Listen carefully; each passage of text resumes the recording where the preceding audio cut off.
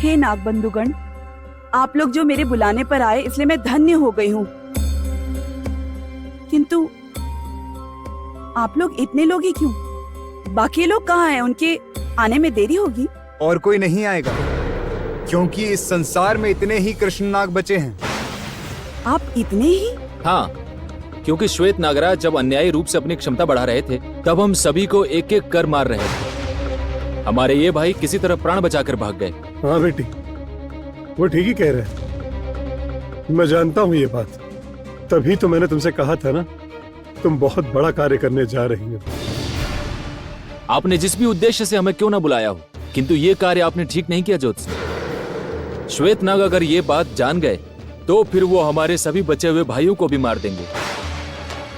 हम आपके बुलावे को अनदेखा नहीं कर सकते, क्योंकि आप हमारे राजवंश के उत्तराधिकारिणी नागरानी पद्मिनी की बेटी हैं। इसलिए हम आपके बुलावे पर आए। आप बताइए, किस कारण से हमें बुलाने के लिए ऐसा यज्ञ करने का प्रयोजन है? प्रयोजन केवल मेरा नहीं, हमारा है, संपूर्ण नागवंश का है।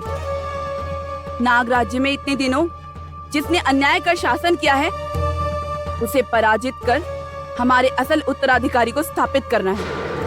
और इसलिए मैंने समस्त कृष्ण नाग को एकत्रित करने की चेष्टा की है, जिससे नाग राज्य अपने असल शासक को फिर से पा सके।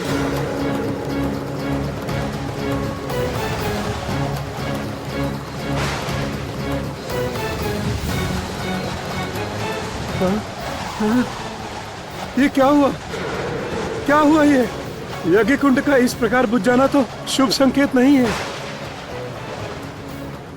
कुंड बुझ गया क्योंकि इस यज्ञ का उद्देश्य कभी सफल नहीं हो सकता। क्यों? क्यों आपने ऐसा कहा, बताइए? क्योंकि नाग वंश से एक लोग यदि अनुपस्थित हो, विशेषकर स्वयं कृष्ण नागराज हो, तब शेष कृष्ण नागवंश कभी एकत्रित नहीं होगा। कृष्ण नागराज वो बच गए हैं? वो कहाँ है? वो मेरे बुलावे पे आए क्यों नहीं, बताइए मुझे। क्योंकि कामिनी ने नागराज को बंदी बनाकर रखा है। कृष्ण नागराज बंदी है और आप लोग उन्हें ढूंढने की चेष्टा भी नहीं की? जो भी क्यों ना हो जाए, कृष्ण नागराज को स्वतंत्र किए बिना मैं शांति से नहीं बैठूंगी।